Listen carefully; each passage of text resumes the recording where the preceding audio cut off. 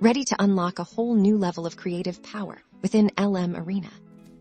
This guide is going to show you exactly how to integrate and use Nano Banana on LM Arena in just a few simple steps. First, you will need to have Nano Banana installed.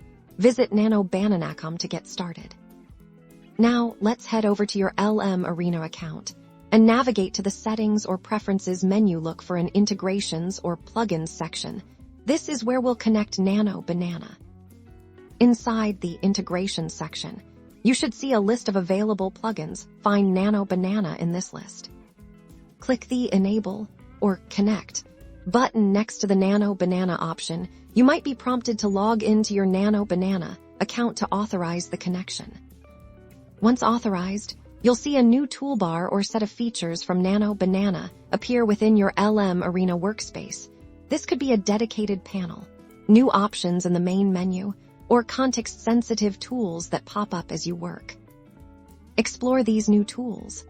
Each one offers unique capabilities to enhance your creative workflow. Try out a Nano Banana filter, experiment with custom design elements, or leverage its smart automation features to save time and effort. Congratulations! You are now equipped to use Nano Banana in LM Arena and vastly increase your design capability.